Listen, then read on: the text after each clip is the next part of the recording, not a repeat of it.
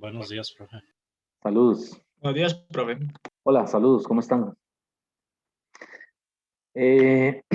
Antes de empezar con la clase de hoy, que es lo de ondas, el movimiento ondulatorio, yo en la clase del jueves, la de la tarde, ¿verdad? Que ya les había enviado la invitación también a ustedes por aquello de que alguien se pudiera conectar. De todos modos, está grabada, ¿verdad? Está puesta en la plataforma, se las puse también a ustedes en el grupo 3. Al final hice un problema. Es un problema que está en la 9ª edición del libro de texto. No sé si está en la 10ª, no me he fijado, pero sí lo he visto en preguntas en la plataforma, puesto de diferentes formas. Entonces, voy a comentarlo rápidamente porque el jueves yo dije algo incorrecto. Y después de que di la clase, ¿verdad? Y cuando estaba editando el video, ¿verdad? Para subirlo a la plataforma, me di cuenta de que dije una burrada. Entonces, quiero corregirlo. El problema en cuestión es este. Es decir, es un sistema compuesto de un resorte, ¿verdad? Pegado al bloque P y el bloque que está encima, que lo llamamos el bloque P, bueno, está encima y ahí hay fricción. Entonces el sistema originalmente está en el equilibrio, en la posición X igual 0, ¿de acuerdo? Y algún agente externo, puede ser la mano, ¿verdad? Tira del bloque P, o sea, del bloque de abajo, de tal manera de que lo desplaza hacia la derecha, digamos, o lo comprime, puede ser también que lo comprime. La cosa es que una vez que lo saca de la posición de equilibrio, lo libera, ¿de acuerdo? Entonces, la pregunta que le hace el problema es, calcule la amplitud de tal manera que sea la amplitud máxima, o sea, el desplazamiento máximo con respecto a la posición de equilibrio. En este caso, la amplitud, ¿verdad? Sin que el bloque de arriba, el bloque B, se deslice, o sea, se caiga. Entonces, para eso le ponemos un coeficiente de rozamiento, mu s. ¿De acuerdo? Entonces vean que entre el bloque B y el P, o sea, aquí arriba hay fricción, pero abajo está liso, ¿verdad? Recuerden que es un movimiento armónico simple, ¿verdad? La energía mecánica se tiene que conservar. Entonces le ponen fricción al bloque de arriba solamente para que no se caiga. ¿Ok? Le ponen un coeficiente de fricción estático. ¿Ok? Entonces le está diciendo que calcule la amplitud. Solamente eso. Ya sabemos que la amplitud es el valor, es la posición máxima a partir de la posición de equilibrio. Entonces, quiere decir que en los extremos, cuando ese sistema está en los extremos, en más A o menos A, esa aceleración no es cualquiera, es la aceleración máxima. ¿De acuerdo? Recuerden que cuando el bloque está en los extremos, la aceleración es máxima. Y cuando el bloque está pasando por la posición de equilibrio, lo que es máximo es la velocidad. Entonces, nos aprovechamos de eso.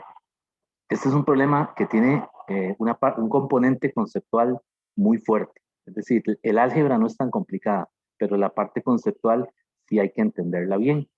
Entonces, yo lo que les dije en la clase del jueves fue que cuando llega a la posición más A, por ejemplo, lo analizamos ahí.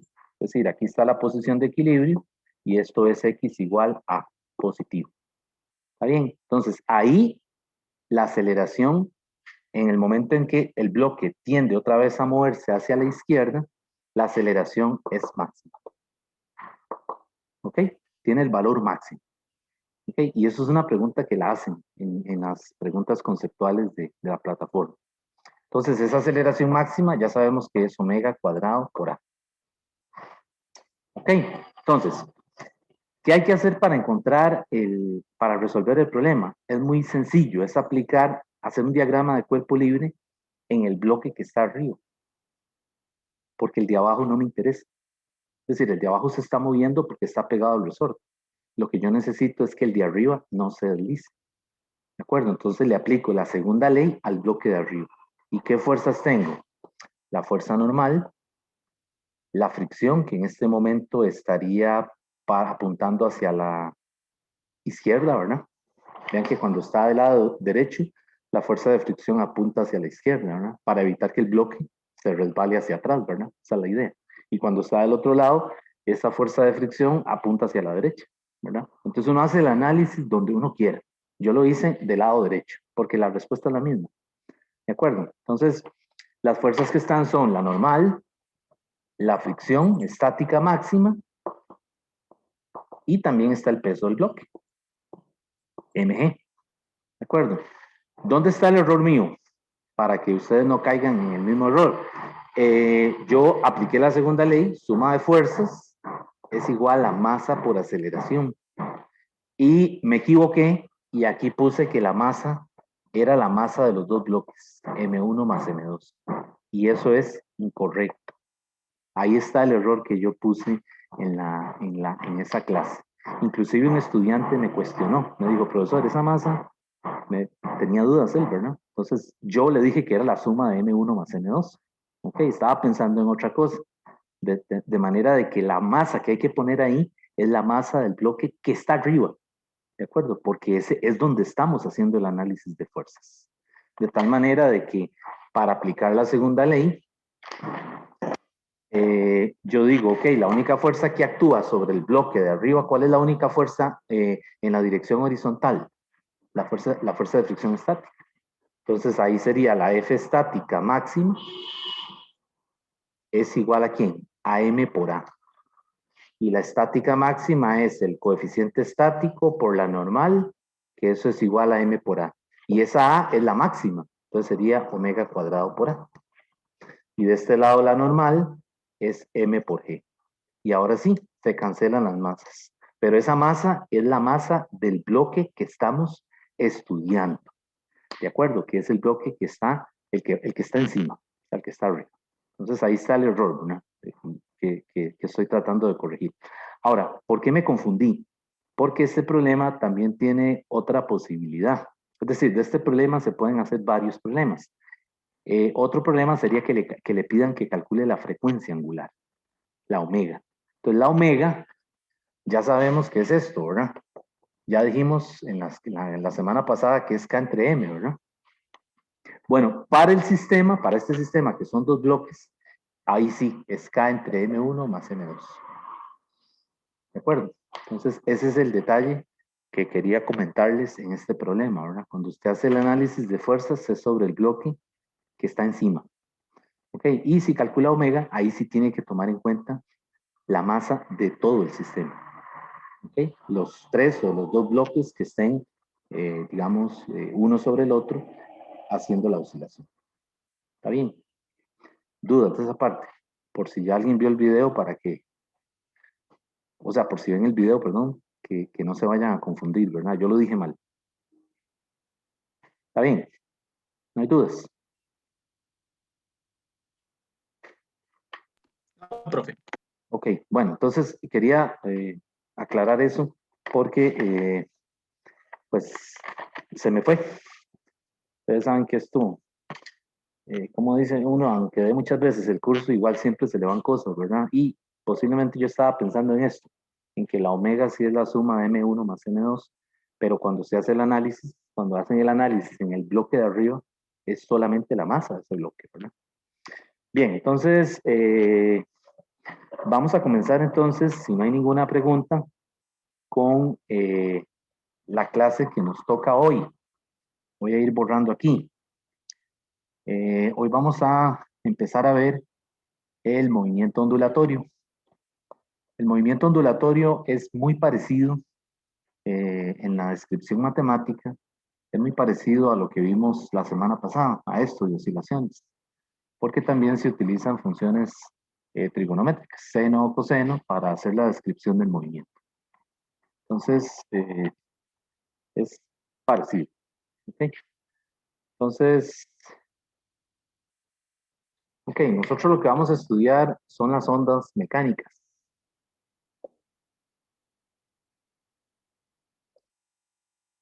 Y por tanto, el movimiento de esas ondas, las ondas mecánicas.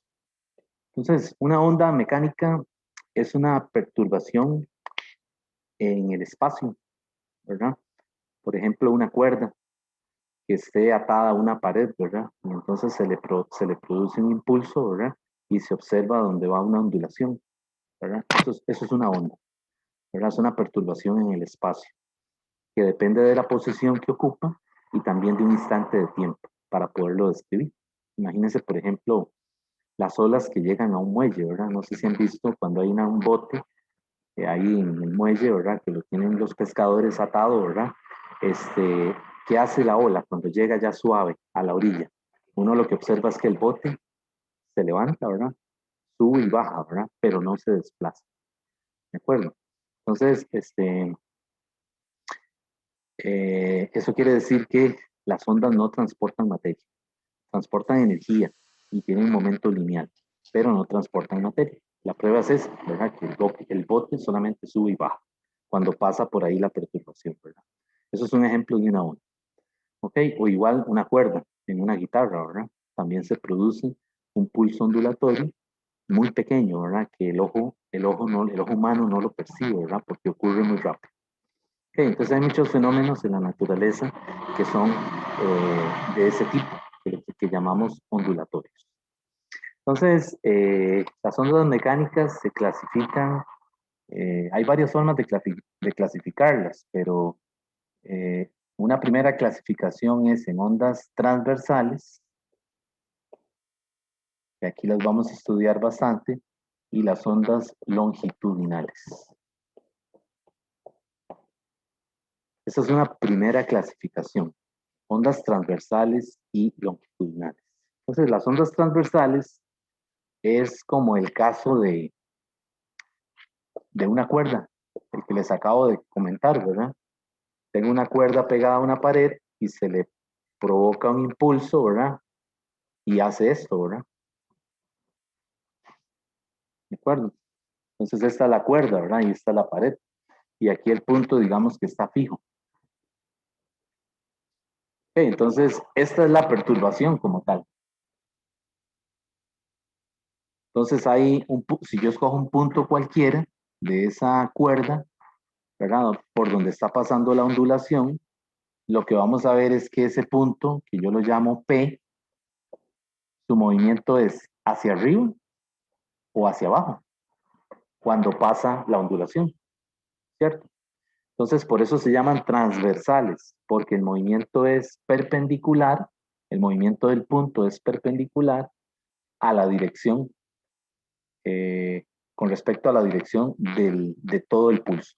¿Okay? Lo que está entre líneas así punteadas, ¿verdad? Eso se llama el pulso ondulatorio. Pero cualquier punto perteneciente a ese pulso, cualquier punto P que pertenezca al pulso, su movimiento es perpendicular con respecto a la dirección de propagación del propio pulso. ¿Sí? Entonces, por eso se llaman ondas transversales.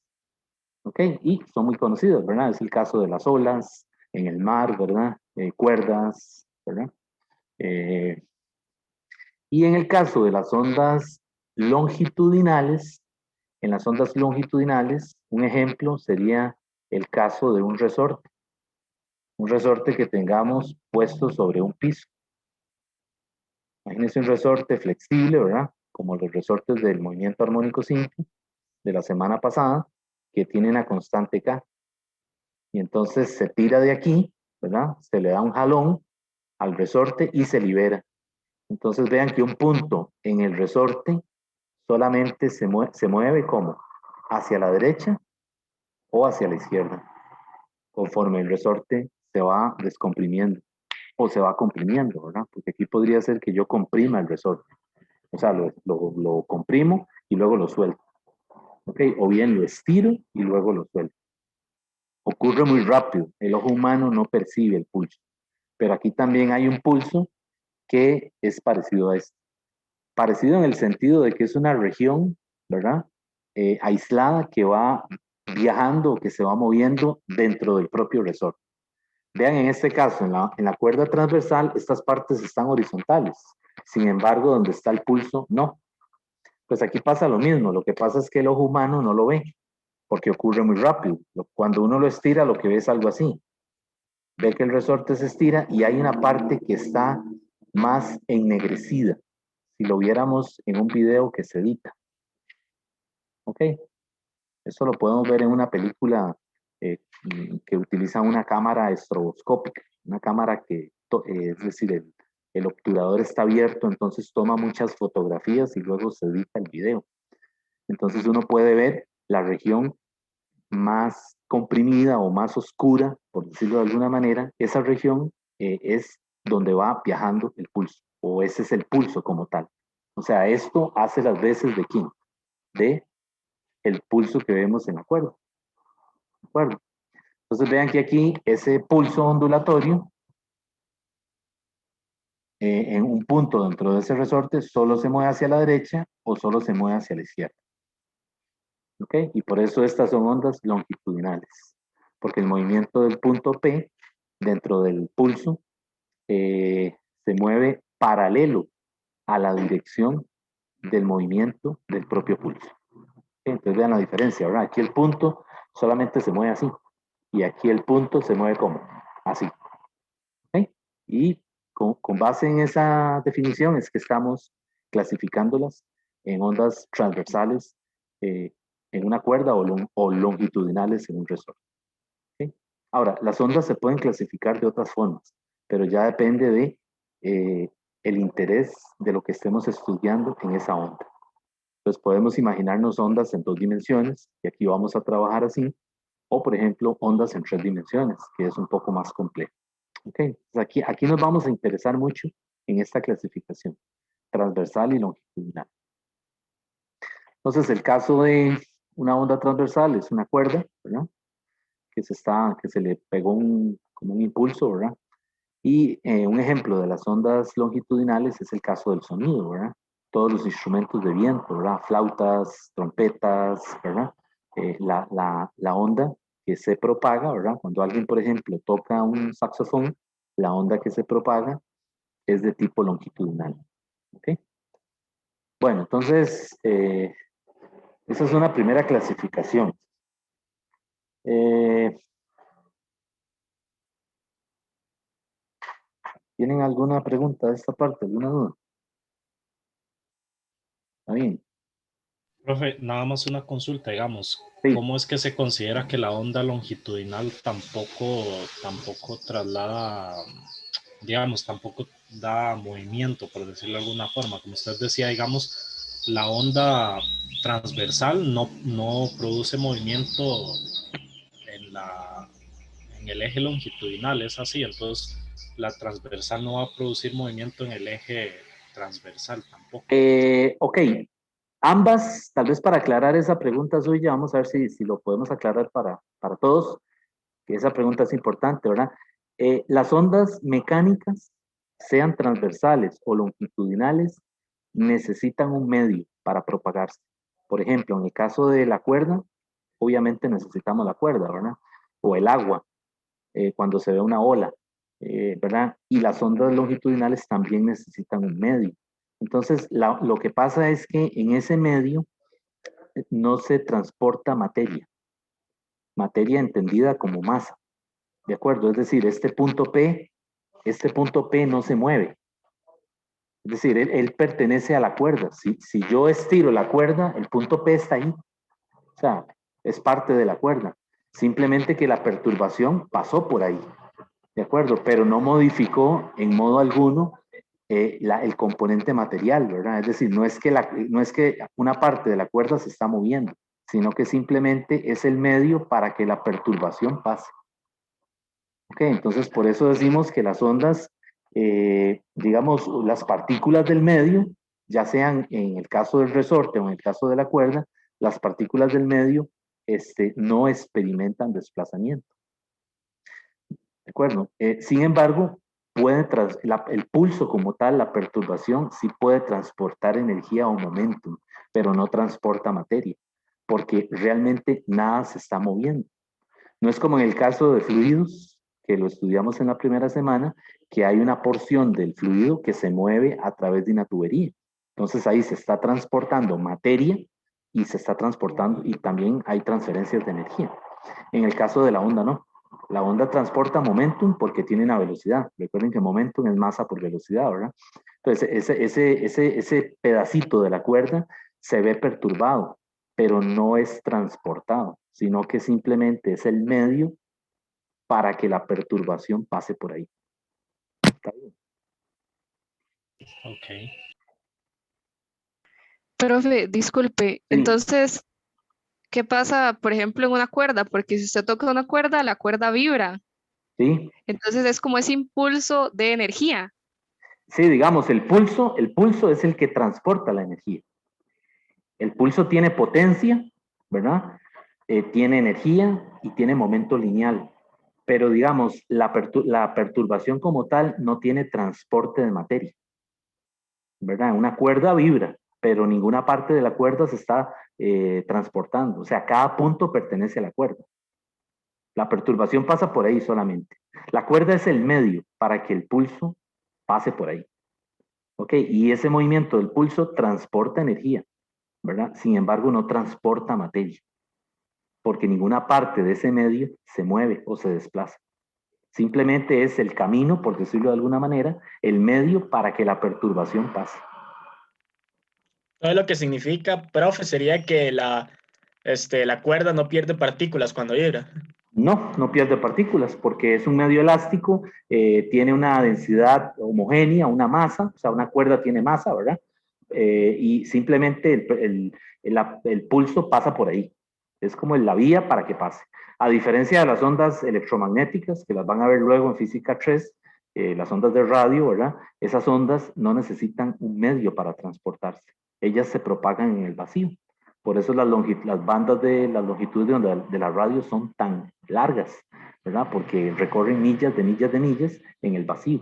O sea, las ondas electromagnéticas no necesitan un medio, pero las ondas mecánicas sí necesitan un medio. Ese medio es un resorte, puede ser un fluido, puede ser un alambre, puede ser una cuerda, ¿verdad? Cualquier medio que llamamos elástico, ¿verdad? Que se deforma, por ejemplo, el caso del resorte o el agua, sirven para transportar esa perturbación. O sea, aquí lo que tenemos que tener claro es que el movimiento ondulatorio es una perturbación del medio.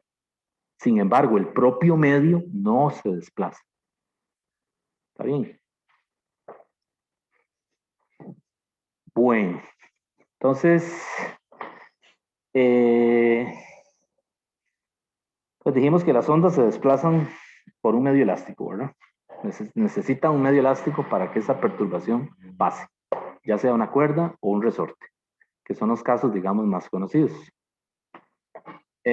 Vamos ahora a ver, quizás con la descripción que vamos a, la descripción matemática que vamos a hacer ahora, tal vez terminemos de aclarar alguna duda que quede ahí, ¿verdad? Acerca del comportamiento del movimiento ondulatorio. El movimiento ondulatorio, como les decía, utiliza funciones trigonométricas como seno o coseno para describir ¿cómo se llama? El comportamiento del pulso. Eso no quiere decir que es la única forma de hacerlo. Es decir, en general una onda, y eso está ahí en el libro, ¿verdad? En general una onda, yo la puedo describir por una función matemática. Algo así, ¿verdad? Entonces, cuidado, no confundan esto con el pulso que vemos en la onda, ¿verdad? Cuidado. O sea, son cosas distintas, ¿verdad? Ahora me voy a referir a la descripción matemática del movimiento ondulatorio. Y pues, aunque ese punto está por ahí, el punto P, ¿verdad? El pulso como tal se mueve con una velocidad V. Y ven que le pongo flecha para dar a entender que esa velocidad se trata de un vector. Entonces, ese punto en cualquier instante se puede describir a partir del origen, ¿verdad? Es decir, podemos describir el movimiento de eso utilizando, diciendo que se desplaza a lo largo del eje X y que esa distancia recorrida es V por T. ¿Ok? Pero vean que el punto está fijo, ¿verdad? Voy a ponerlo aquí. Él está fijo, lo único que hace es simplemente esto y esto. Hacia abajo, hacia arriba, en el caso de ondas transversales. ¿De acuerdo? Entonces, las ondas se pueden describir a través de esta función. Y de xt es igual a una función de x más menos vt. Esa es, digamos, la forma de describir, digamos, el pulso como tal, digamos, en términos de la X que recorre, ¿verdad? El punto, digamos, donde se encuentra el punto P, digamos, el XP, y aquí está una YP. Entonces vean que esta Y general es una Y que depende de la X y depende de T. O sea, depende de cualquier X a lo largo del eje X, ¿verdad? Conforme ese pulso se vaya desplazando, y también depende del instante. Entonces, en este caso, cuando el pulso está así, digamos, el punto P, yo lo puedo describir por una distancia que está a XP del origen y que está a una altura YP. Ahora, ese punto, vean que donde pasa la perturbación, él se levanta, ¿verdad? Entonces vean que él cambia, ¿verdad? Su velocidad no es la misma. Entonces, cuidado, la velocidad del pulso es constante, pero la velocidad del punto no lo es. Entonces hay que distinguirlas. Esta es la velocidad del pulso, que es esta. Esta es su rapidez. Ok, si yo le pongo valor absoluto a esto es V. La rapidez del pulso, no del punto. La rapidez del pulso. Ok. Y VY es la velocidad transversal. La velocidad transversal del punto. Ojo que son cosas distintas, ¿verdad? Una es la del pulso y la otra es la del punto. Una es constante y la otra no. El pulso como tal se propaga siempre con la misma rapidez, V, y es constante. Pero conforme el pulso va pasando por el punto, la velocidad de ese punto va a ir cambiando conforme él sube o baja perpendicularmente a la dirección de propagación del movimiento. Entonces vean que son dos velocidades. ¿Ok? Entonces no las vayan a confundir, ¿verdad? La del pulso es constante. Al pulso también le llaman el tren de ondas. ¿Ok? Y la del punto, no. Esa ya vamos a ver cómo se calcula. ¿Ok? Todavía no he dicho cómo se calculan. Simplemente las estoy distinguiendo en la descripción, ¿verdad? Pero cualquier onda se puede describir con esta ecuación, que ya vamos a explicar qué significan esos signos.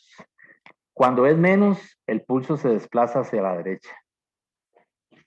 Se mueve hacia la derecha. La intuición nos diría que está al revés, ¿verdad?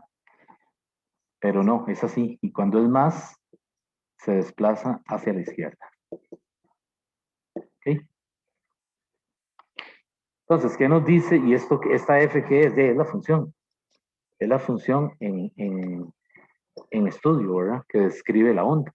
Esa función puede ser una función exponencial, ¿verdad? Puede ser una función trigonométrica, seno o coseno, ¿verdad? Lo cierto es que no todas las funciones son, digamos, pueden describir el movimiento del pulso. Es decir, algunas no van a servir. ¿Cómo sabemos cuáles sí y cuáles no? Bueno, ya vamos camino a eso. Vamos ahora a definir ahí una cosa que es la ecuación de onda.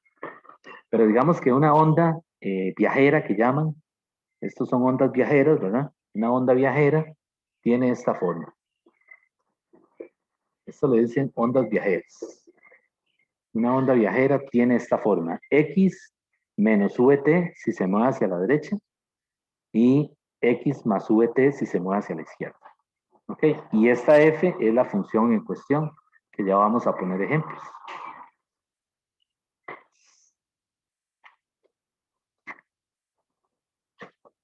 Por ejemplo, ahí el libro le da un ejemplo de una función que describe una onda viajera. Por ejemplo, esta, y de x, 0, ¿verdad? Le dice que en el instante, t, en el instante t, tiene esta forma. 2 entre x menos 3t al cuadrado más 1. Esa es una onda viajera. ¿Ok? ¿Y cómo yo sé que es una onda viajera? Porque vean que en una parte de su argumento tiene el término x menos 3t. Vean que se parece a quién, a X menos B por T. Entonces, ¿qué nos está diciendo este caso en particular? ¿Hacia dónde se mueve la onda? ¿Hacia la derecha o hacia la izquierda? Se mueve hacia la derecha, ¿verdad? Porque tiene X menos B por T. Y ya nos está diciendo que la velocidad del pulso en el sistema internacional son 3 metros sobre segundo. ¿Ok? Entonces, este es un caso. ¿Qué pasa si le hubieran puesto aquí un más? Sí, es una onda viajera, pero ahora se mueve a la izquierda. Entonces, pero la que viene en el libro, en el ejemplo del libro, es con un menos. Entonces vean que la función, la f que yo pongo aquí, esa f es la función como tal. Yo podría haber escrito también esta, y de xt es igual a x, perdón, e a la x menos 3t. Esa también, muy probablemente, también es una onda viajera. Solamente que ahora la función ya no es un cociente como aquí, ¿verdad? Sino que ahora es una función exponencial. ¿De acuerdo? Pero tienen esta forma, ¿verdad? X menos VT o X más VT. Bien, entonces, ¿de eso hay alguna duda, alguna pregunta? Entonces, lo que me interesa aquí es, digamos, recalcar que la Y, para describir una onda, necesito la X y la T. O sea, necesito la X en el momento, en el instante, por el cual está pasando la perturbación, por ese punto en la cuerda. ¿Ok? Entonces esa es la forma como yo describo ¿cómo se llama? El pulso ondulatorio o la perturbación, ¿verdad? Conociendo la X del punto P con respecto al origen y el instante de tiempo eh, en el momento en que está pasando por esa X. ¿Ok? Bueno, entonces,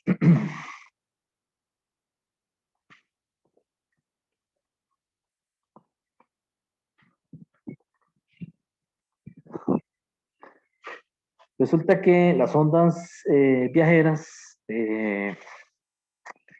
al igual que en el movimiento armónico simple que vimos la semana pasada, resulta que las ondas armónicas, perdón, las ondas viajeras tienen un periodo. O sea, el movimiento ondulatorio es periódico, igual que el movimiento armónico simple. Entonces tienen un periodo, ¿verdad? Ese periodo otra vez se puede calcular como 1 sobre t. Digo, 1 sobre f, que es la frecuencia. ¿Ok? Y la omega también aquí es 2pi sobre t. Lo mismo del movimiento armónico simple de la semana pasada. Ok, aquí también es válido eso. Y la velocidad ahora nosotros la podemos calcular, la magnitud de V, ¿verdad? La velocidad del pulso, no del punto, la podemos calcular con una nueva cantidad que es ahora lambda por F. La letra griega es lambda, ¿verdad? Entonces, cuando nosotros describimos una onda que hace este movimiento, ¿verdad? Algo así, la longitud entre crestas, los montículos se llaman crestas y los valles se llaman, y las partes bajas se llaman valles. Esa longitud entre crestas o entre valles se llama lambda y se llama la longitud de onda. O también la longitud entre dos puntos que se comporten similarmente. Por ejemplo, la longitud entre este punto y este. Este punto es igual a este. Entonces eso también es lambda. Entonces esa lambda es longitud de onda. ¿Qué unidades tiene lambda?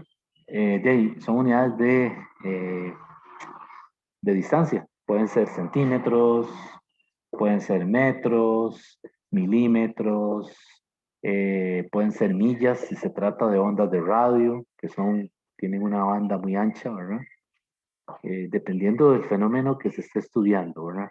Así es como se adecúan las unidades, ¿verdad? Por ejemplo, en el laboratorio, en los experimentos de física 2, es común usar metros sobre segundo o centímetros sobre segundo, ¿verdad? Digo, centímetros o metros. Bien, y la velocidad sí está en metros sobre segundo, ¿verdad? Entonces vean que V es lambda por F, o también V es lambda entre T, que es el periodo.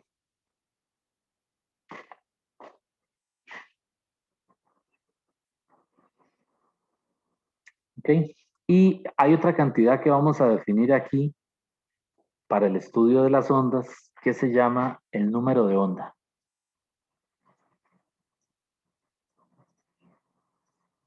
El número de onda lo llamamos con la letra K, K minúsculo, y es igual a 2pi sobre lambda. ¿Ok? ¿Qué unidades tiene? Vean que el 2pi es adimensional, ¿verdad? Y el lambda ya dijimos que tiene unidades de distancia, ¿verdad? Centímetros, metros. Entonces aquí las unidades en el sistema internacional de K son metros a la -1. O también se usa radianes sobre metro. Entonces, cuidado, no las confundan con omega. Omega son segundos a la -1 o radianes sobre segundo. Entonces, vean que estamos ahora para el movimiento ondulatorio introduciendo dos nuevas cantidades, ¿verdad? Que son la longitud de onda y el número de onda. El número de onda, para visualizarlo físicamente, ¿verdad? Imagínense como que si esto fuera una pantalla de televisión o una ventana, ¿verdad? Y entonces uno pudiera ver los pulsos que pasan, ¿verdad? Entonces los puede contar, ¿de acuerdo? Es como que si pasaran frente a uno. Cada vez que uno ve la perturbación, 1, la siguiente, 2. Entonces, por ahí es que va la analogía con los números de onda, ¿verdad? Bueno, entonces, estamos describiendo la onda, ¿verdad? Como tal, con las cantidades que estamos definiendo. En el caso de la onda viajera,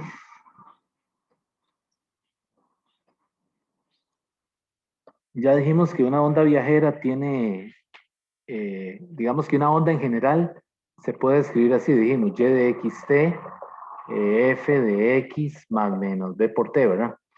Ya dijimos que una onda se puede escribir de esa forma, pero en el caso de una onda viajera, las que el libro llama la onda viajera, se puede describir a través de una función trigonométrica. Entonces, particularmente el libro usa seno.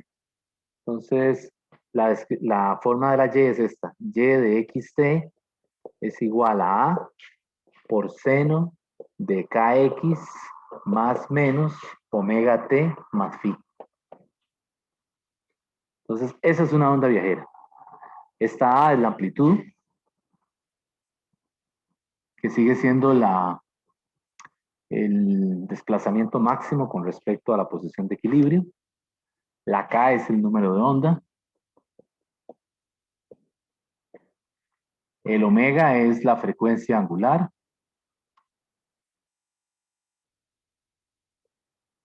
Y esa phi, que en movimiento armónico simple le llamamos constante de fase, aquí le llaman también con el mismo nombre, constante de fase, o también le llaman fase de, no, constante de fase le dicen, constante de fase. Y a todo el argumento, a kx más menos omega t más phi, o sea, el argumento como tal, ¿verdad? A eso le llaman la fase del movimiento. Entonces hay que tener cuidado, ¿verdad? Porque aquí hay muchas palabrillas que se parecen. Entonces que no vayamos a confundir cuando nos estén pidiendo algo, ¿verdad? Distinguir bien constante de fase de la fase del movimiento. Y otra cosa es no confundir el movimiento armónico simple con el ondulatorio, ¿verdad? Hay gente que se le confunde ahí en el examen, ¿verdad? Y entonces le aplica algo de una ecuación del más, ¿verdad? Se le aplica a ondas. Vean que en el caso de las ondas dependen de X y de T, ¿verdad? En cambio, el movimiento armónico simple solamente depende de quién, de T, ¿verdad? Vean el caso del más, ¿verdad? El más es X de T, es A por el coseno, o seno, ¿verdad? Lo que quieran usar, de omega T más phi. ¿Ok? Entonces, cuidado, ¿verdad? No es lo mismo. Esto es una onda viajera y esto es un más, movimiento armónico simple. Ambos son periódicos y ambos se describen por funciones trigonométricas, ¿verdad? Y tienen similitudes, pero físicamente son cosas distintas, ¿verdad?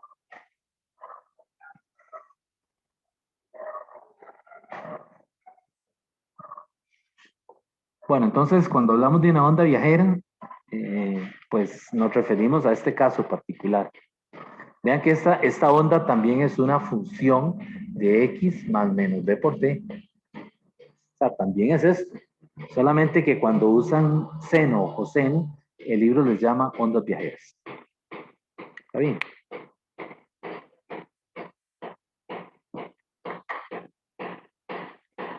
Bueno, entonces,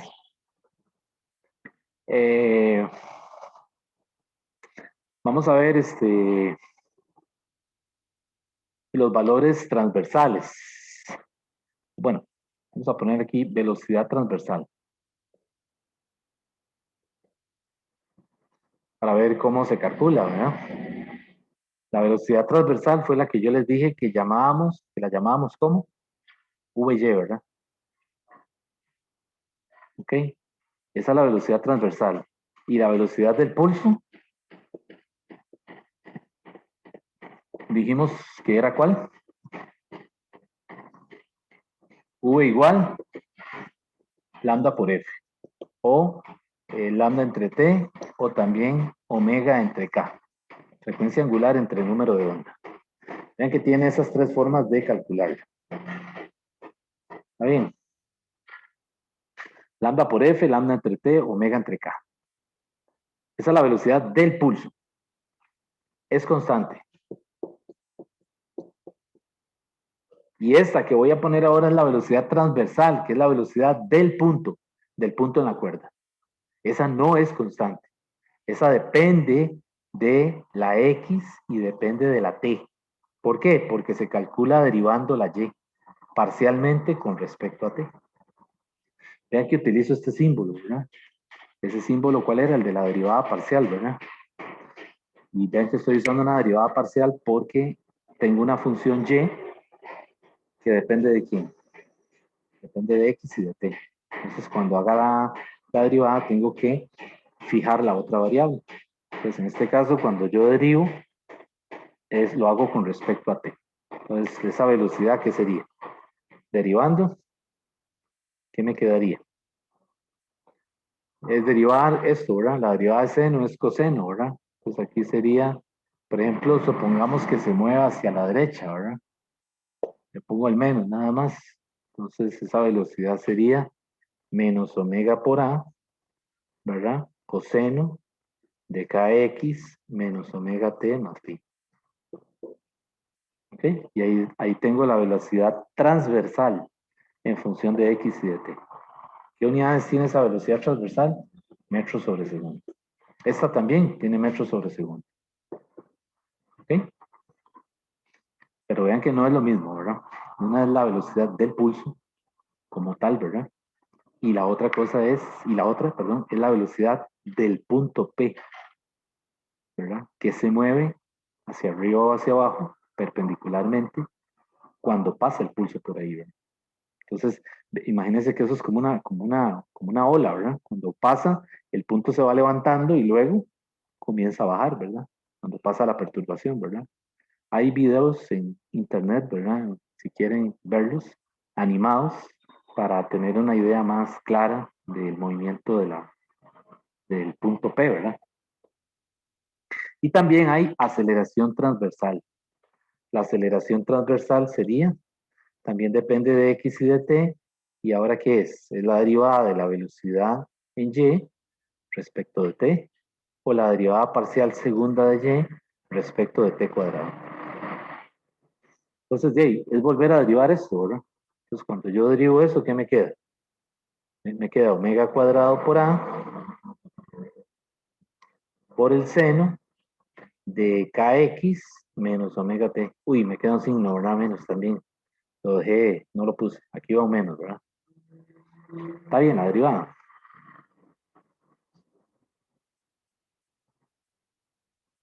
Si ahí va un menos, ¿verdad?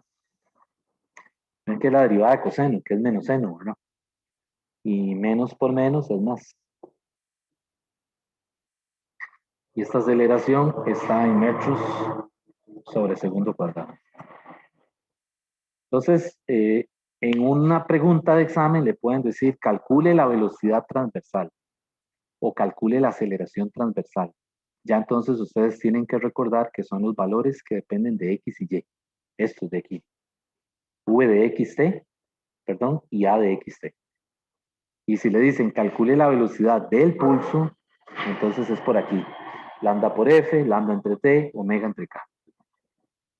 Insisto mucho en esto porque el problema que tenemos en la plataforma y en exámenes, ¿verdad? Es que confunden las velocidades, ¿verdad? Y son, físicamente son distintas, ¿verdad? Entonces, hay que tener cuidado con eso, ¿verdad? Bueno, ¿alguna pregunta de eso?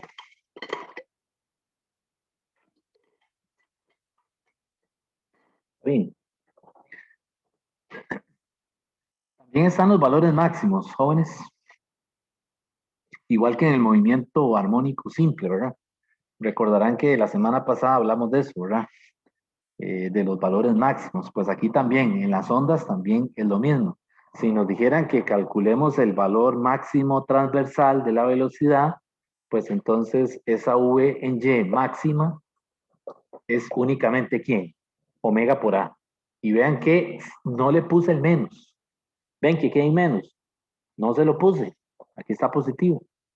Entonces, esos son los valores máximos de la velocidad transversal y la aceleración transversal, ¿verdad? Entonces, son los valores absolutos. Por ejemplo, si me dijeran el valor máximo de la aceleración, pues entonces es omega cuadrado por A. ¿Sí? Ojo que no estoy poniendo los menos, ¿verdad? O sea, ni estoy poniendo coseno y seno. Estos son los valores máximos.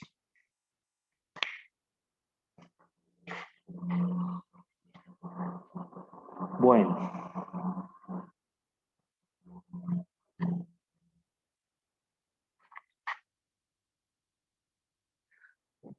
Bueno, resulta que también hay otra forma de calcular esta velocidad, la velocidad del pulso, que es tomando en cuenta las propiedades elásticas del medio, o sea, las características que definen la cuerda que estamos usando.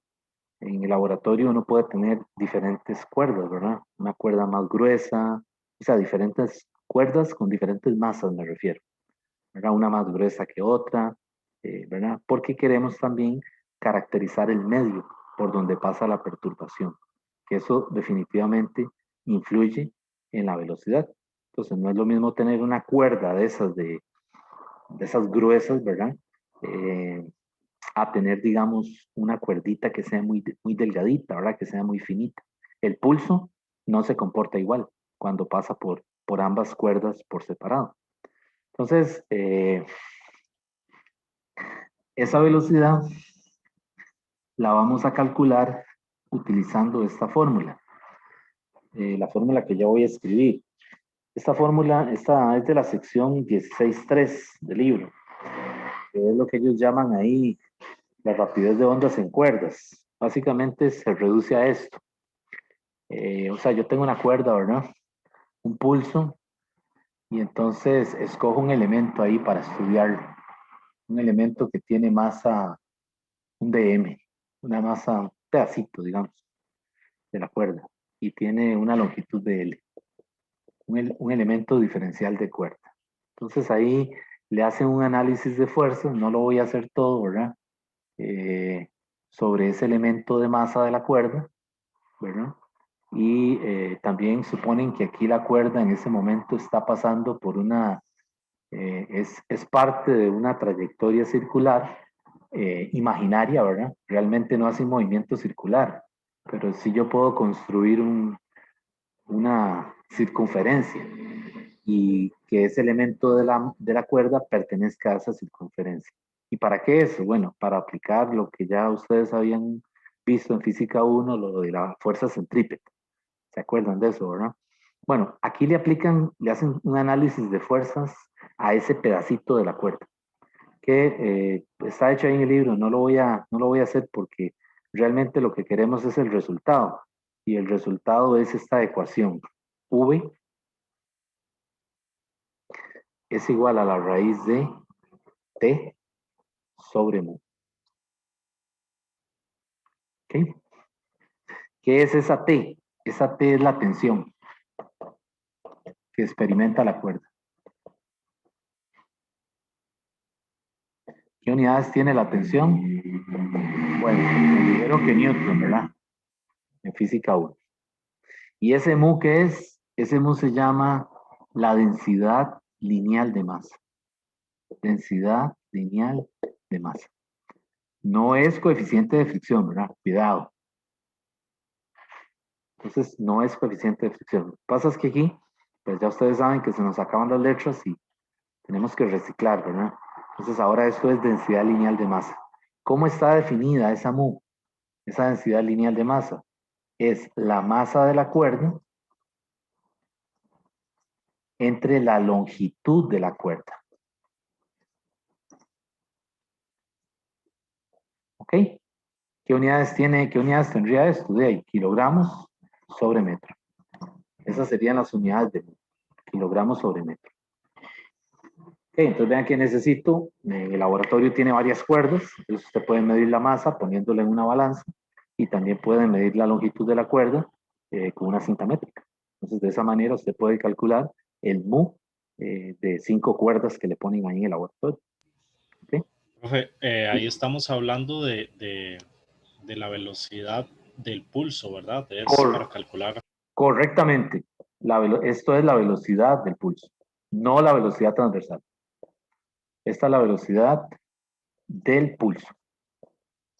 Otra forma de calcular la velocidad del pulso, tomando en cuenta las propiedades elásticas del medio. En este caso, el mu. Entonces tenemos ya varias formas de calcular la velocidad del pulso. ¿Cuáles serían? Lambda por F, lambda entre T, omega entre K, y ahora apareció esta, raíz de T entre mu. Entonces, para un mismo experimento que usted haga en el laboratorio, ¿verdad? La rapidez del pulso debe darle igual por cualquiera de estos caminos. ¿Verdad?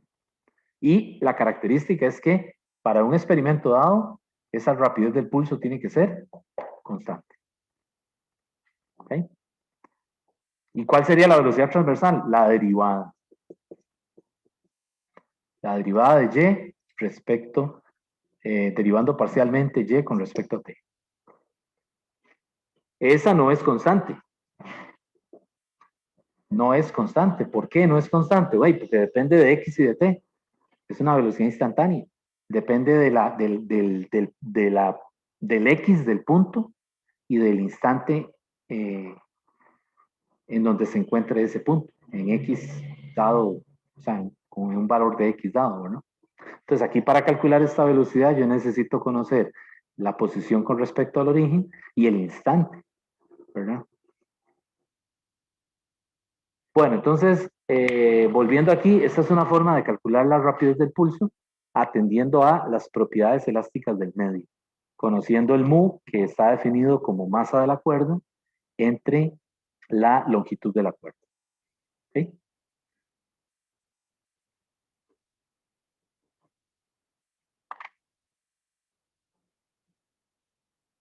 Ok, bueno, vamos a continuar.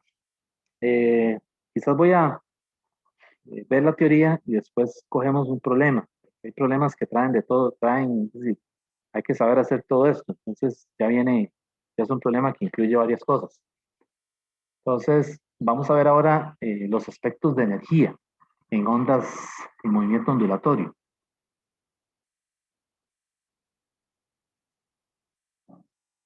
Esta sección que vamos a ver ahora es cómo se calcula potencia, las relaciones de energía, ¿verdad? Entonces, el libro le llama rapidez de transferencia de energía radiante. Vamos aquí potencia y energía, ¿verdad? Potencia y energía en ondas, para que quede más corto. Entonces, ya dijimos que las ondas, ¿cómo se dice? Tienen una rapidez con la que se transfiere la energía, ¿verdad? Que eso es potencia, tienen potencia, ¿verdad? El pulso tiene potencia mecánica y tiene momentum lineal, porque recuerden que momentum lineal es masa por velocidad, ¿verdad? Entonces, en una cuerda yo puedo conocer el elemento de masa de esa cuerda y tengo la velocidad del pulso que es constante. Entonces, podría en principio calcular el momento lineal, ¿verdad? Aunque más lo que nos interesa aquí es calcular potencia. Entonces,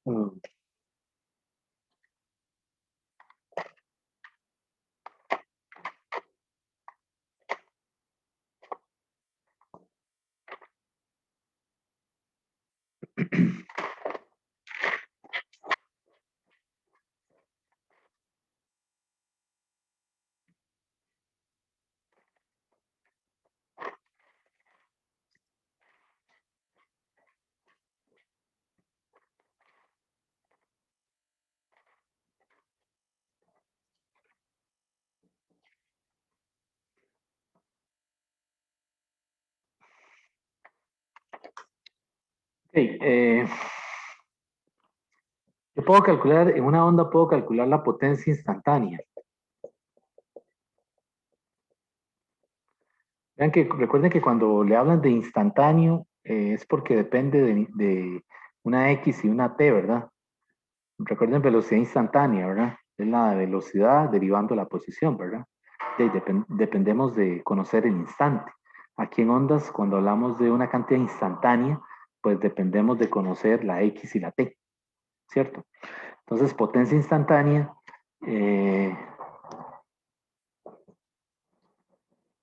pues la puedo calcular de esta manera. D de T, ¿verdad? Como se hacía en física 1, ¿verdad? Derivada de la energía mecánica respecto del tiempo. ¿Ok? Y esa energía mecánica ahora es dk, T cinética dt más du dt. Y resulta que en ondas mecánicas, en cuerdas, digamos, una aproximación que se usa, que funciona bastante bien desde el punto de vista de la parte experimental, es suponer que estas dos cosas son iguales. Es decir, se lo estamos aplicando a, como les decía, a un segmento de la cuerda, ¿verdad? Imagínense el pulso, ¿verdad? La cuerda. Y yo escojo un elemento aquí. Un elemento que tiene masa de m. Pues resulta que el dk de t y el du de t son cantidades que las suponemos iguales. ¿Por qué? ¿Por qué se les ocurrió esto? Bueno, es más que todo un asunto que está en acuerdo con la evidencia experimental. Ustedes saben que en física y en química, ¿verdad? No podemos escribir ecuaciones de la nada, ¿verdad? Tienen que estar apoyadas en una evidencia experimental sólida en el laboratorio, ¿verdad? Así que aquí, pues, parte de la evidencia experimental sugiere que esas dos derivadas deberían ser iguales, ¿verdad? Y cuando se hace esa suposición, pues entonces resulta que sí, que se describen bien, se pueden resolver bien los problemas con ondas. Entonces esto, pues yo digo que es 2 de U de T. Supongo que las dos son iguales, entonces aparece en factor 2. Y la potencia ahora, que es X de T, aquí se me olvidó ponerlo, es potencia de X de T, es instantánea, ¿verdad? Ahora es el mu omega cuadrado, la frecuencia angular, ¿verdad? La amplitud al cuadrado, el V, la rapidez del pulso, coseno cuadrado de kx menos omega t. ¿Ok? Y así se puede calcular potencia instantánea. El libro no la tiene, jóvenes. Es decir, el libro, no, el Serwen no les habla, no les da la fórmula directamente explícita. Ellos le hablan ahí un poco de lo de la energía, de estas derivadas, ¿verdad? Pero, es decir, esto no lo ponen explícitamente y pues es posible que haya algún problema que necesitemos conocer esto explícitamente. Entonces vean que aquí la potencia, esto es mu, que era la mu. ¿Qué dijimos que era la mu? La densidad lineal de masa, ¿verdad? El omega cuadrado, la omega es la frecuencia angular, la A es la amplitud al cuadrado, la U es la rapidez del pulso, y aquí está coseno al cuadrado, elevado al cuadrado. Me estoy brincando algunos pasos, ¿verdad? De cómo llegan a la ecuación.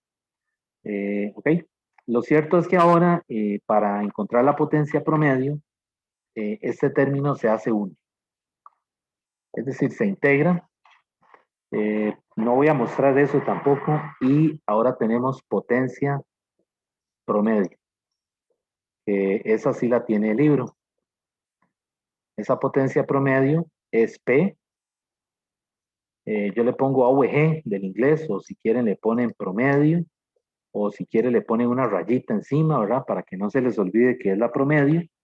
Y esa potencia promedio es mu omega cuadrado, esto mismo, ¿verdad? A cuadrado, V, esto mismo que está aquí, solamente que ahora esto dividido entre 2. Y esa potencia promedio es constante. ¿Ok? Entonces vean, esto es potencia instantánea, por aquello de que viniera alguna pregunta, ¿verdad? De eso, que salga por ahí alguna pregunta, tiene coseno cuadrado, y esto es potencia promedio, que es este término de aquí dividido entre 2. ¿Ok? ¿Cómo lo calcularon? Hacen una integral ahí, el libro no la muestra. Bueno, sí la muestra, corrección, sí la muestra ahí, pero pues les dejo eso para que ustedes lo vean ahí, el desarrollo de cómo llegan aquí, ¿verdad? Muchas de las preguntas de la plataforma que yo he visto es usarla, ¿verdad? Es decir, no le van a preguntar, haga la integral, a ver si usted sabe de dónde salió esto, sino que lo que quieren es que usted la use, ¿verdad? La aplique en algún problema en donde le dan datos. Entonces, eso es potencia promedio de una onda. ¿Ok? Y la energía cinética, pues, le dicen que para una cuerda, esa energía cinética, le llaman así K lambda, es 1/4 de mu omega cuadrado a cuadrado lambda.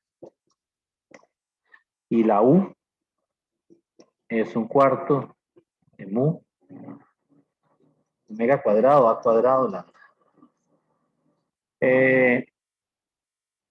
Ok. ¿Esto de dónde viene? Bueno, esto viene del hecho de que les decía que en ese segmento de la cuerda, una aproximación, ¿verdad?, que está en acuerdo con la evidencia experimental, sugiere que ese segmento que se escoge por donde pasa el pulso, por donde pasa la perturbación, ese segmento en ese instante tiene la energía cinética y la potencial están repartidas por igual. ¿Ok? Y entonces de aquí vemos que la energía mecánica es la suma de la cinética más la potencial, ¿verdad? Si yo sumo 1/4 más 1/4, la energía mecánica en la cuerda es 1/2 de mu omega cuadrado a cuadrado lambda. ¿Ok? Entonces cuidado, ¿verdad? Por aquello que vengan a preguntilla de estas, recuerden que o sea, la cinética es 1/4, ¿verdad? Y la potencial es 1/4. Y la mecánica es la suma, ¿verdad? Entonces ahí aparece un factor de 1/2. ¿Ok?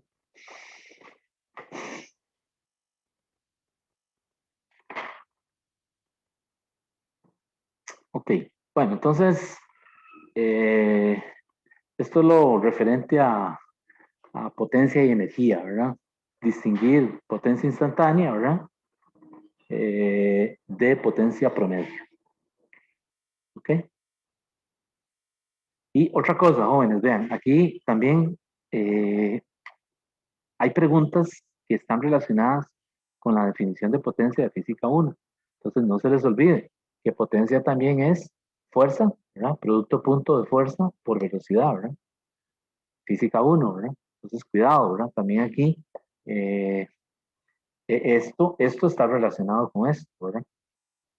Entonces, la forma como llegan a estas ecuaciones, a estas sobre todo, es suponiendo esto, ¿verdad? Así que, bueno. recordar eso, ¿verdad? Que la potencia también es el producto punto de la fuerza por la velocidad.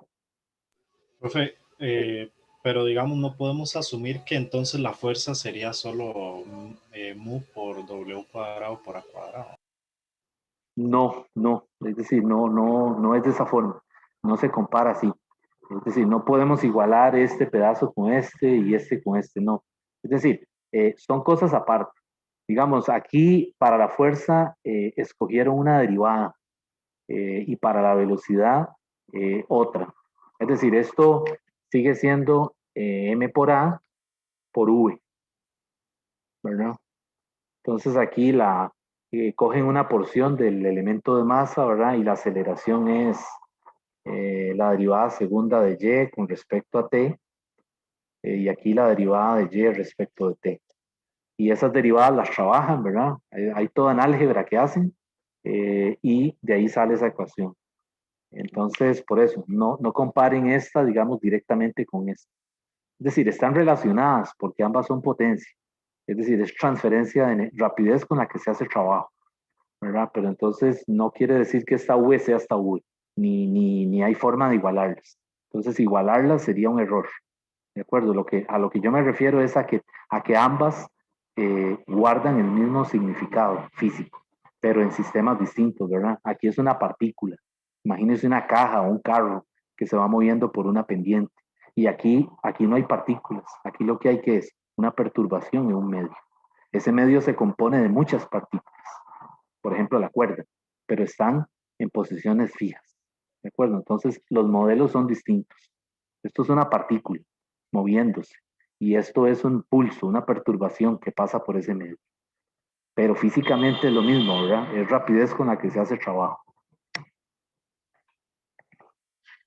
El libro de Serway, lo que pasa es que algunas veces, para serles franco, queda debiendo, ¿verdad? Es decir, si ustedes van a leer a otro libro, les recomiendo el Sears, ¿verdad? El otro libro que anda por ahí, el Sears y Szymanski, que explica también un poco más amplio este material, ¿verdad?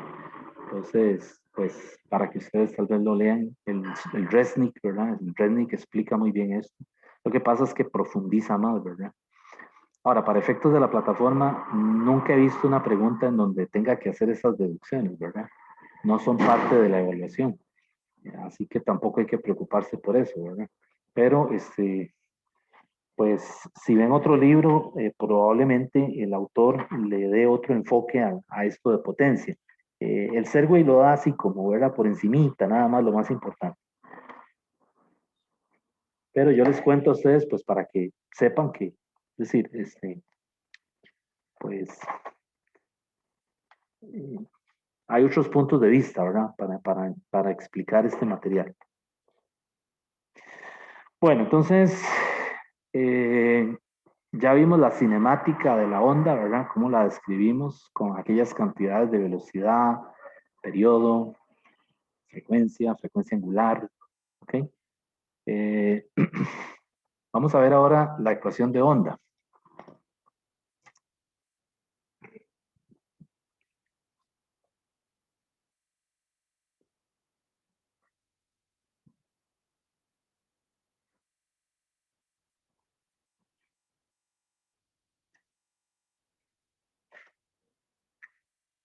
La ecuación de una onda lineal.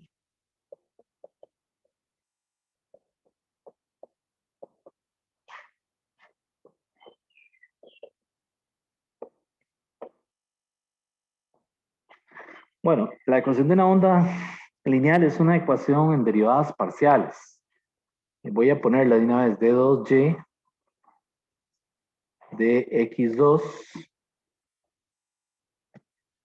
es igual a 1 sobre b cuadrado, derivada segunda de y con respecto a la derivada a dt2. ¿Sí? Y esta v que ven aquí es la velocidad del pulso, que está elevado al cuadrado. Eso se llama la ecuación de onda lineal. Es una ecuación en derivadas parciales, ¿verdad? Que luego posiblemente tal vez en ecuaciones diferenciales vean algo. esa ecuación, digamos la y que ustedes ven ahí, esa y vean que por un lado está derivada con respecto a x y por otro lado está derivada con respecto a t. Entonces, cualquier función que sea solución de esta ecuación tiene la forma y igual y de xt. Y a su vez, la forma f de x más menos b por t. ¿Okay? ¿Qué quiere decir todo esto? Bueno, que si a uno le dan una y, una función cualquiera, ¿verdad? Uno debería poder probar aquí, derivar primero y dos veces con respecto a x y derivar y dos veces con respecto a t y igualar ambos.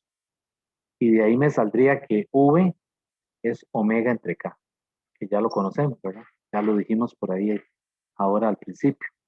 Es decir, de esta ecuación de onda, lo que obtenemos siempre es que si y es una solución de esa ecuación, v es omega entre k, independientemente de la forma que tenga y. ¿De acuerdo? Entonces, ahí en el libro, creo que por ahí hay un ejemplo, un problema propuesto que es que le dan una y. O sea, le dan una y, déjeme buscar a ver, concretamente para más o menos, a ver si está en esta edición o lo quitaron ya. Bueno, le dan una y, no, lo quitaron, creo. Y le dicen que verifique si se trata de la ecuación de, la solución de la ecuación de onda. Entonces, ¿qué hace uno con la y? Esa función puede ser un cociente, puede ser una e a la algo, una función exponencial. ¿Qué hace uno? La deriva. La deriva dos veces con respecto a x y la deriva dos veces con respecto a t. Y entonces luego iguala, pone las derivadas aquí y despeja la v. Y esa v le tiene que dar omega entre k. ¿Ok? Y entonces si le da omega entre k, entonces esta y es una solución de la ecuación.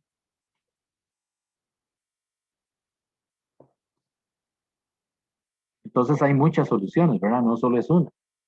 Hay muchas soluciones. O sea, hay muchas y que cuando usted las derive y lo iguale, le va a dar omega entre k. ¿Cuál? Bueno, la que acabamos de ver. Y de xt igual a seno, ¿verdad? De kx menos omega t más phi.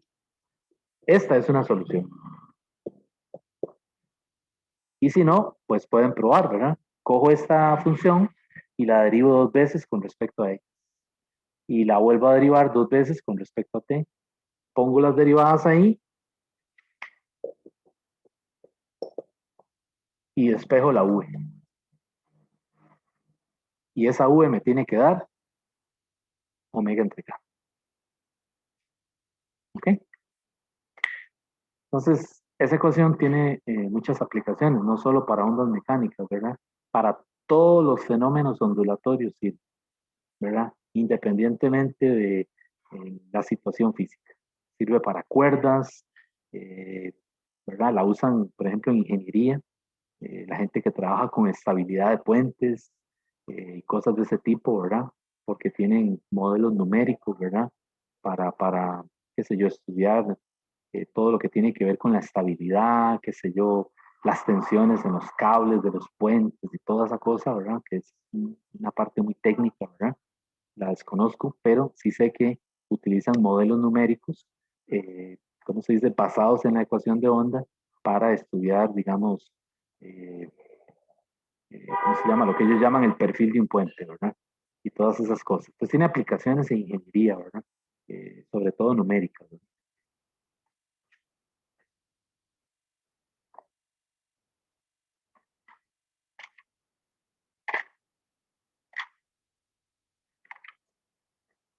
Bueno, vamos a pasar ahora.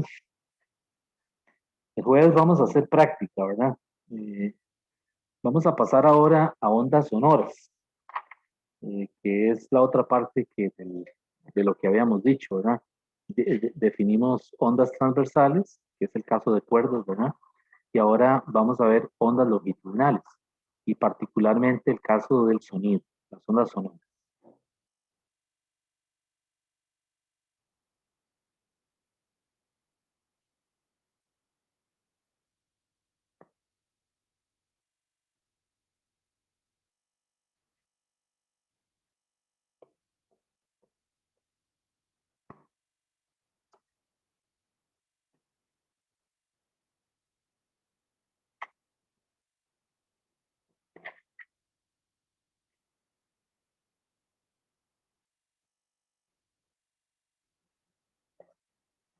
Ondas sonoras o sonido, ¿verdad? Pues el sonido es una onda longitudinal, ¿verdad? La descripción matemática es la misma. Esa es la parte buena. O sea, lo mismo que ya usamos en cuerdas, ¿verdad? Para ondas transversales, lo vamos a, digamos que adaptar o lo vamos a copiar al caso de ondas sonoras, porque el comportamiento es matemáticamente muy parecido, muy similar. Entonces, ellos describen una onda sonora, se la imaginan, hay un experimento que se trata de un pistón, ¿verdad? Y ese pistón se pone a oscilar, se pone a moverse con un movimiento armónico simple. Entonces esto es un tubo y esto es un pistón que está libre de fricción, como los pistones de los carros, ¿verdad? Y este pistón se mueve hacia la derecha y hacia la izquierda. ¿Ok? Y aquí adentro hay un gas, puede ser aire o algún gas, ¿verdad?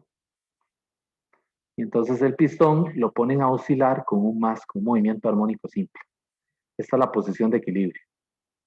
Y llega hasta por aquí, ¿verdad? Que tiene más A, más amplitud A, y luego llega hasta como por aquí. Imagínense como un pistón de un carro, ¿verdad? Que tiene amplitud menos A. Ok, entonces cuando usted ve este experimento, están en internet, lo pueden ver, ¿verdad? Lo que se va a observar es que se ve el gas, se ven regiones donde las partículas están separadas y hay una región en donde está muy comprimida las partículas. Okay, una región más oscura. Digo yo, en una película, ¿verdad? Cuando editan la película y o sea, cuando filman el experimento, se ve algo así.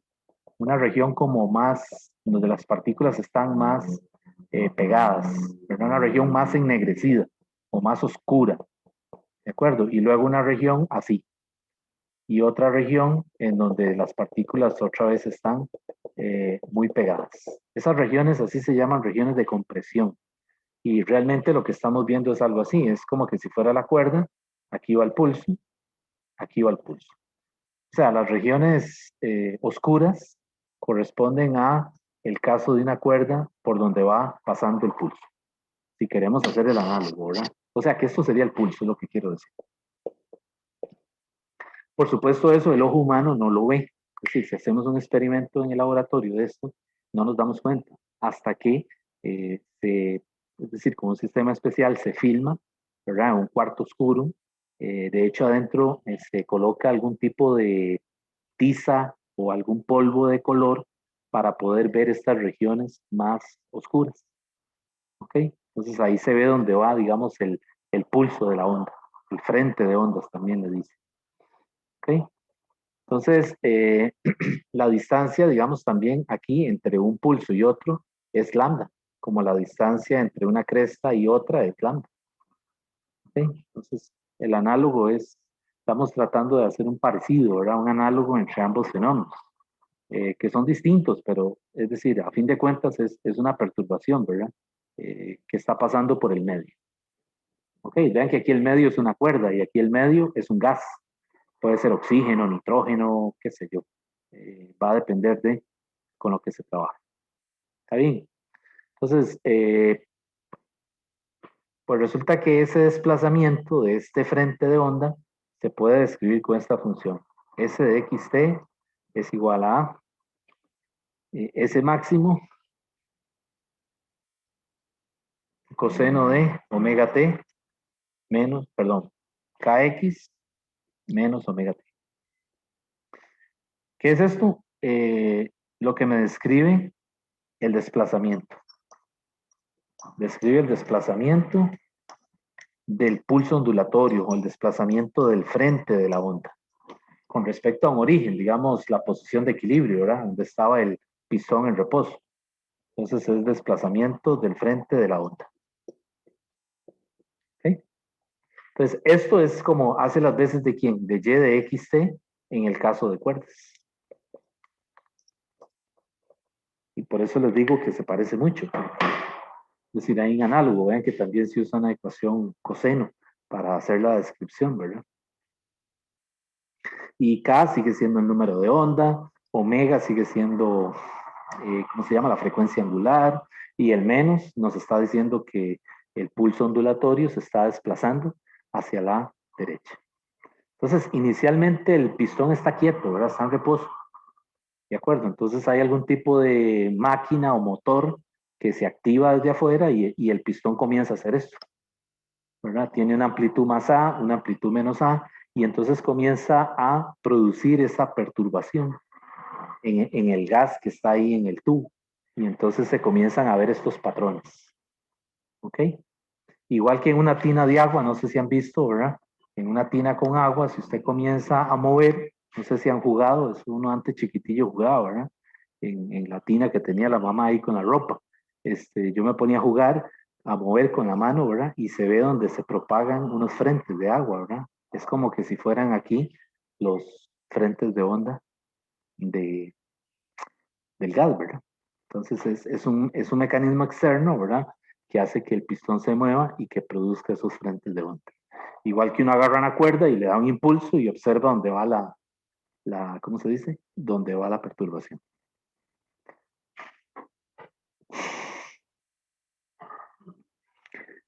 Bueno, entonces, en el caso de las ondas sonoras, se pueden describir a través de esta ecuación, ¿verdad? Estudiando el desplazamiento del frente en un X dado y en un instante dado, o también por cambios de presión. Es decir, si usted tiene algún mecanismo externo que permita que cambie la presión del gas, entonces también puede describir el comportamiento de esa onda. Imagínense que aquí hubieran algún tipo de clavijas, ¿verdad? Que pudieran moverse, ¿verdad? Como que si fuera una trompeta. ¿Han visto una trompeta, verdad? Cuando el que toca, ¿verdad? El músico sopla y vemos que mete y saca los dedos, ¿verdad? Mueve las clavijas convenientemente para crear las notas. ¿De acuerdo? Lo que está haciendo son cambios de presión. Y esos cambios de presión hacen que el tono cambie. ¿De acuerdo? Entonces es otra forma de describir el sonido. ¿Ok? Variando la presión. Entonces, esa fórmula es esta. Delta P es delta P máximo multiplicado por el seno de Kx menos omega t. Entonces, a esto se le llama, no se le llaman cambios de presión. Cuidado, lo que pasa es que el libro usa esa notación y el delta tiende a que la tentación es decir que es un cambio de P, pero realmente esto se llama amplitud de presión máxima. Amplitud de presión máxima. ¿Ok? Y este delta P estrictamente es un delta P de xt. ¿Ok? Porque ven que depende de la X y de la T, pero no es un P final menos un P inicial, ¿verdad? O sea, no se ve así. Ese delta P, por eso es que la anotación del libro lo pone así, ¿verdad? Entonces, no es que aquí hay un P final menos un P inicial, ¿de acuerdo? Sino que ya la cantidad uno la evalúa en X y T.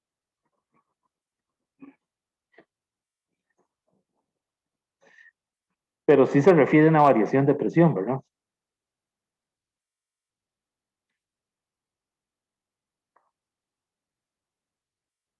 Bueno, esa amplitud de presión máxima también se puede calcular así.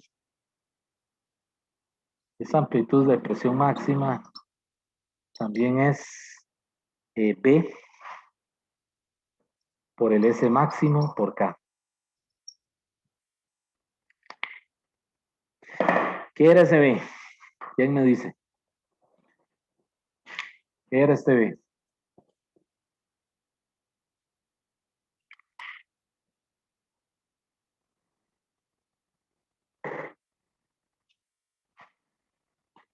¿Cómo se llamaba ese B?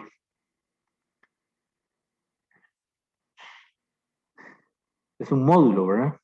Se llama el módulo volumétrico. Creo que lo definieron en la parte en el capítulo 11 o 12, cuando vieron lo de equilibrio estático. Había una parte en donde estaban el módulo de Young, el módulo de corte, y también está el módulo volumétrico. Entonces, el módulo volumétrico, recuerden que es, digamos, para una sustancia para un objeto que se coloque en una sustancia y el objeto se pueda deformar debido a cambios de presión. Imagínense, por ejemplo, un globo, por ejemplo, o una bola de hule que se coloque en un medio muy denso, como por ejemplo mercurio. ¿De acuerdo? Entonces la bola va a experimentar una compresión y entonces experimenta una reducción de volumen debido a que está inmersa en un líquido que tiene una densidad muy alta, como es el caso del mercurio. Ahora, esos cambios de volumen son muy, muy pequeños. ¿De acuerdo? Igual, no los detectamos solamente viendo el objeto, ¿verdad? ¿Ok? Y estaba definido así, ¿verdad? B era el negativo del delta P entre delta V sobre V. ¿Okay? Esos son los módulos, eso se llama el módulo volumétrico. Y el módulo volumétrico es característico para cada sustancia, ¿verdad? Ahí está el módulo volumétrico del agua, el módulo volumétrico de los aceites, es decir, ya todos han sido calculados y son muy importantes en ingeniería y en ciencias, ¿verdad? Porque muchos experimentos o muchos desarrollos técnicos, ¿verdad? Requieren del conocimiento del módulo volumétrico. ¿Ok? Y la K es el número de onda, ¿verdad? Esta K sigue teniendo el mismo significado que hemos visto en el capítulo, el número de onda. Y el S es la amplitud de desplazamiento máximo. Entonces vean que estas cantidades de aquí, eso es amplitud de desplazamiento máximo, amplitud de presión máxima. Insisto en eso porque en la plataforma la pregunta le dice a usted, calcule la amplitud de desplazamiento máximo, calcule la amplitud de la presión máxima. ¿Okay? Entonces, una forma de relacionar el delta P máximo con el S máximo es con esta ecuación. Módulo volumétrico por el S máximo por K.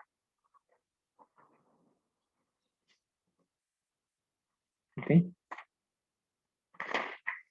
¿Y cómo está relacionado el módulo con la velocidad? Bueno, resulta que como es un medio elástico, podemos hacer uso de esa característica, ¿verdad? Entonces vean que en cuerdas, cuando el pulso pasa por una cuerda, acabamos de decir que la velocidad, ¿cómo se calcula? Es tensión entre mu, ¿verdad? Cuando un pulso pasa por una cuerda. Bueno, cuando se trata de un módulo, la velocidad en un líquido es el módulo entre la densidad del líquido. ¿Ok? Pues vean qué interesante. Esto es para cuerdas, ¿verdad? Y esto es para líquidos. ¿Para qué? Para calcular la velocidad de un líquido, ¿verdad? La velocidad en agua o la velocidad en la gasolina, es decir, la velocidad de la onda, ¿verdad? Imagínense que se ponga algún mecanismo que emita sonido, ¿verdad? Algún, ¿cómo se llama? Algún micrófono, por ejemplo, que se coloque dentro del agua y que emita una onda sonora. Entonces necesitamos saber la velocidad con la que esa onda se propaga a través del agua. Una forma de hacerlo es calculando la raíz del módulo entre la densidad, ¿verdad? Aquí la ρ se refiere a densidad, ¿verdad? Densidad de líquido, en este caso la densidad del agua, etcétera, ¿verdad? Y esto es el módulo. Entonces, una aplicación de esto son los radares, ¿verdad? Que utilizan, por ejemplo, en oceanografía, toda la tecnología, digamos, militar, todos los dispositivos que utilizan los submarinos y todas esas cosas, todos esos, ¿cómo se dice? Toda esa tecnología depende del conocimiento del módulo, ¿verdad? Para calcular la velocidad de las ondas, ¿verdad? Entonces vean qué interesante, ¿verdad? Es tensión aquí, módulo volumétrico aquí, ¿verdad? Y la propiedad inercial, en este caso es el coeficiente, perdón, la densidad lineal de masa y aquí es la densidad. Esta ρ esta ρ es la masa sobre volumen, ¿verdad? La que siempre hemos usado. Entonces siempre es una propiedad elástica entre una propiedad inercial, ¿verdad? Lo de arriba es siempre propiedad elástica. Hay una pregunta en la plataforma de eso. Esta es la propiedad elástica. Lo que está arriba siempre es la propiedad elástica. Y lo que está abajo es la propiedad inercial.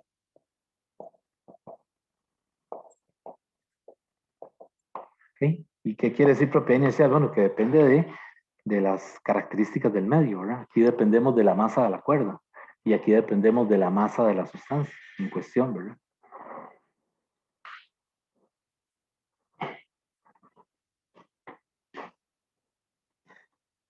Ahí en el libro le dan una tabla, ¿verdad?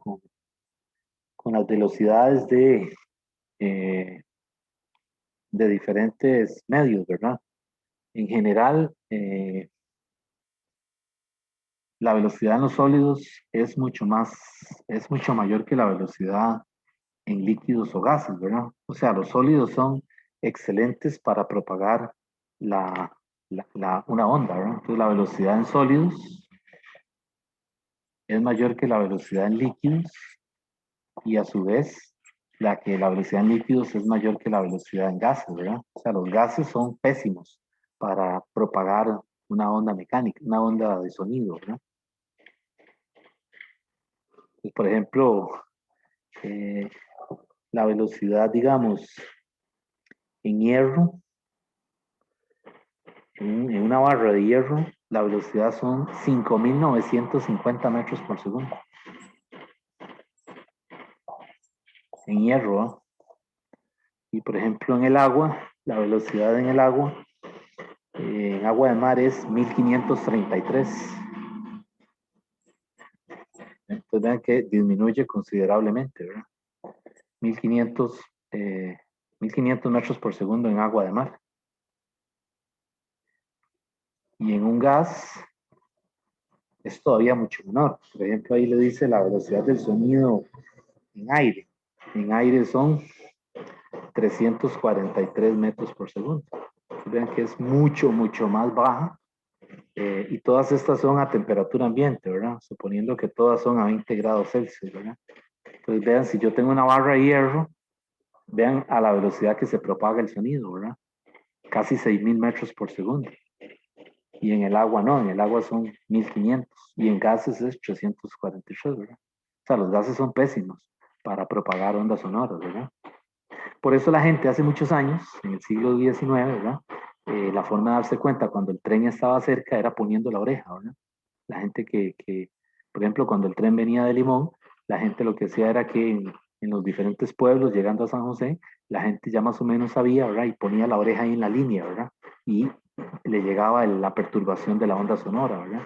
Y comenzaron a desarrollar una forma empírica de predecir más o menos dónde estaba el tren. Entonces había gente en esa época, expertos, digamos, gente de la zona, ¿verdad? Que ponía la oreja ahí y le decían, el tren viene por tal parte, viene saliendo ¿verdad? O está por tal parte, más o menos.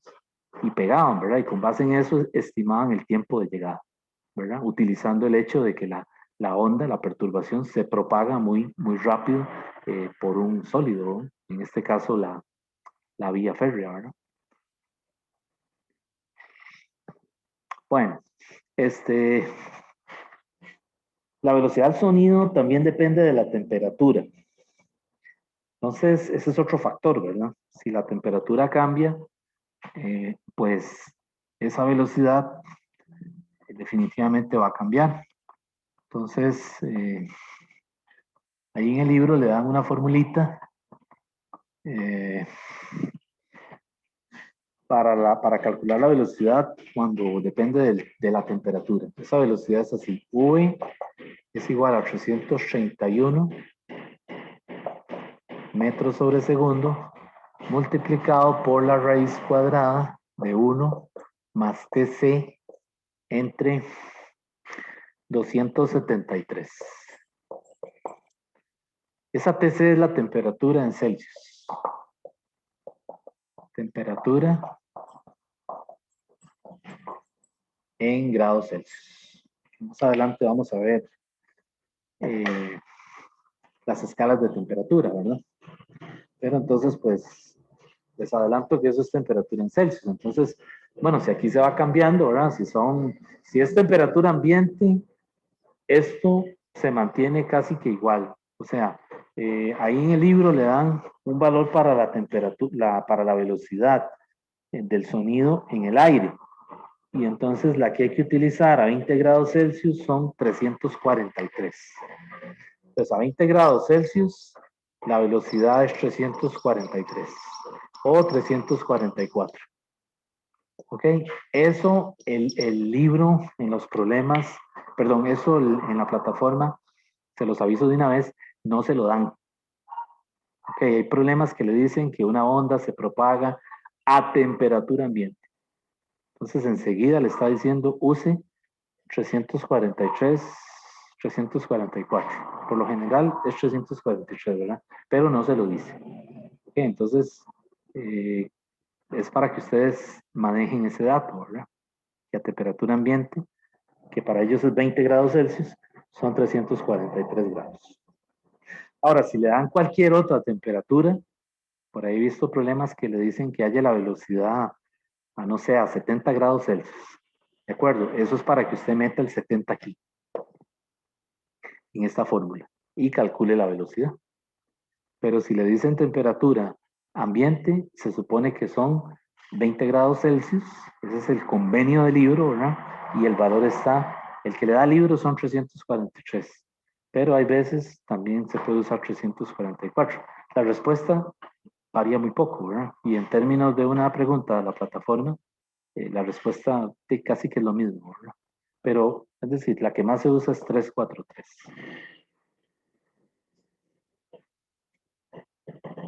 Bueno, ya voy acabando. Este capitulito es largo, ¿verdad? Tiene bastante material. Entonces, lo último que me queda por contarles es que la amplitud de presión máxima también se puede calcular así.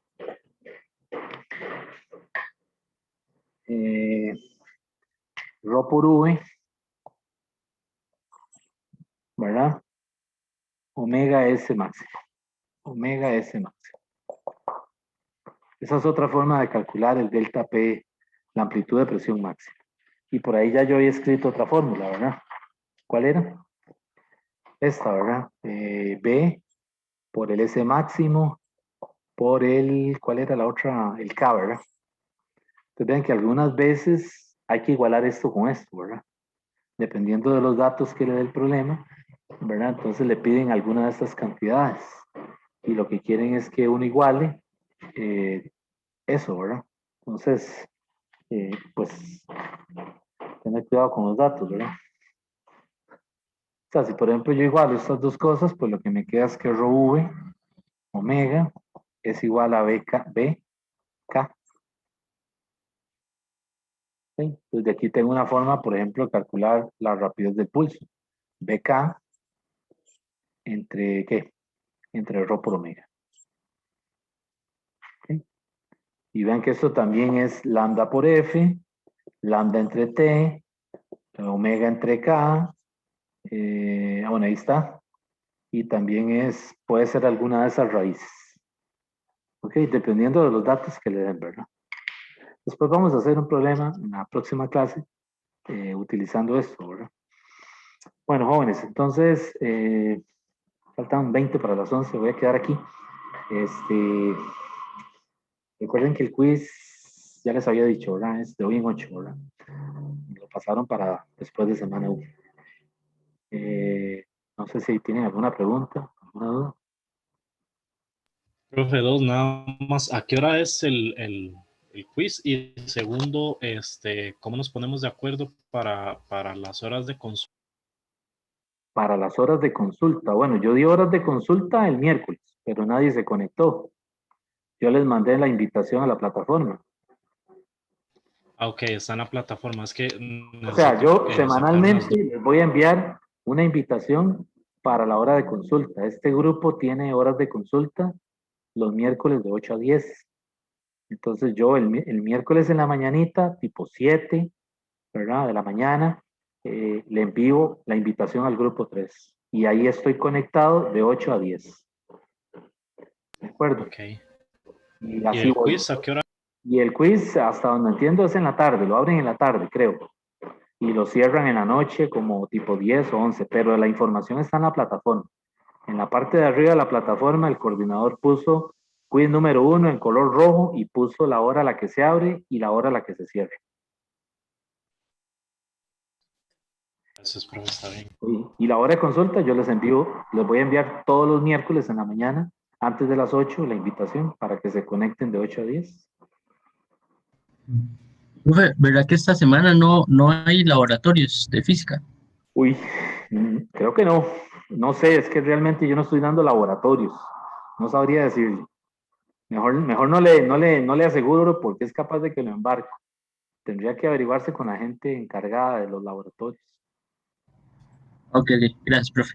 Ok, bueno, jóvenes, entonces nos vemos el jueves. Voy a tratar de subir esta clase hoy mismo en la tarde para que ya la tengan ahí, para aquellos que no se pudieron conectar ahora. Y jueves vamos a terminar de ver la teoría y a comenzar a hacer problemas de este capítulo. Está bien, hasta luego entonces. Gracias, Oiga, profe. profe. Bueno, con gusto. Profe. Ok, pura vida, hasta luego.